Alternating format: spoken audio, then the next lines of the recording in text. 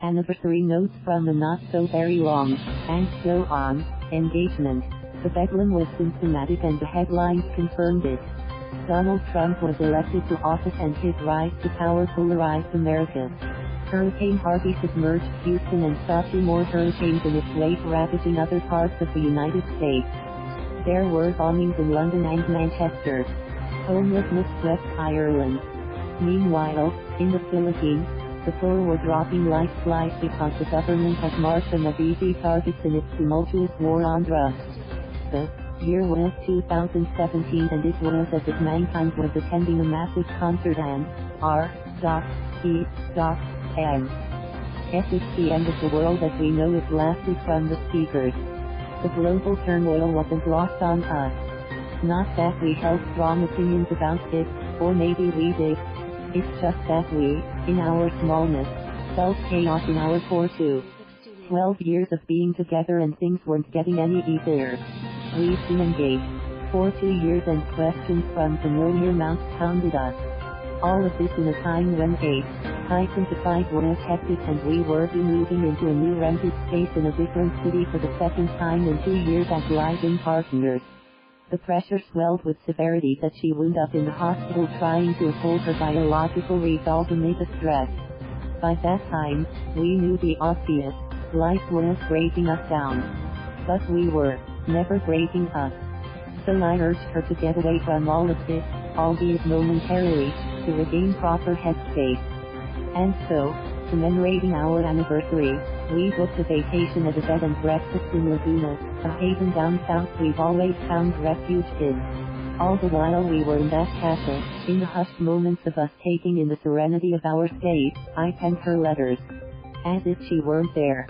As if living in the here, the now, was all that mattered. Under the tree the years have taught us to take comfort in leaves, that in the shade they cast, there are secrets deeper than the color of their crisp, fragile blades. And we delight in our discoveries, pluck handfuls and fashion crowns out of these thin-veined mysteries, place them on our heads as royal reassurance, that we and only we know the weight of the shadow that falls upon the ground. Sometimes, we dare and dream, look up past the foliage and send our thoughts, swallow the flutter, to the white forest of fluff hovering over our heads.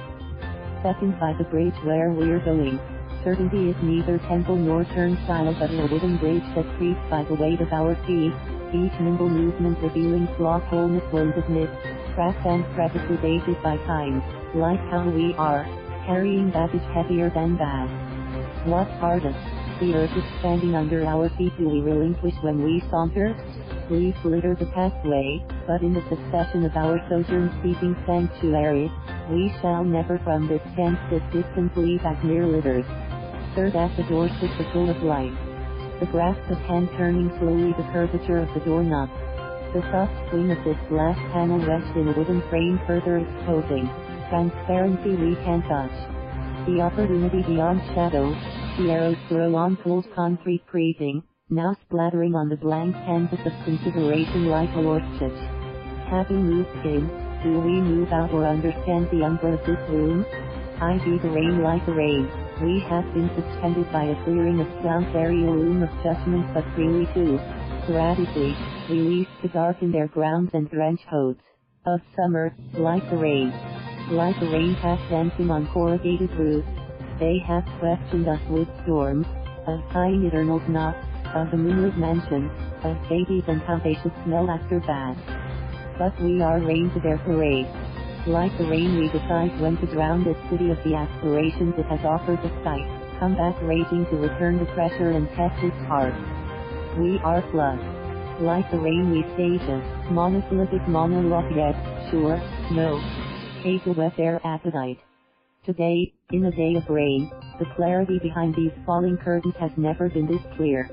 Be opening a book to tell a tale testing the thesis of time, us 2 stories running, line by line, word after word, hurdling colons and commas, evading periods and parentheses lest we be contained, get lost in translation or get stuck in transition.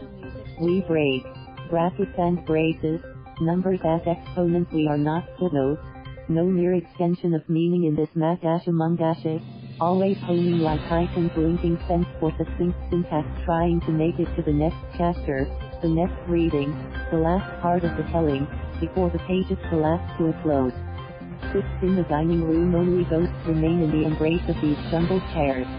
Wooden and wordless, these witnesses who toasts and testimonials in silent disarray, they wait for the next way to offer to conversation, scared from two strangers as consolation to their resolve of lumber. I wonder if they've ever grown from spines crashing to them for relief. Carlo Jose Arcanita graduated with a bachelor's degree in journalism from the University of Santo Tomas. His prose and poetry has appeared in various publications locally and abroad. A drummer and an occasional vocalist, he swears he owns more fan shirts than you do. This essay is his second under Inquirer.net, Life. Related stories. Thank you for watching. Please subscribe.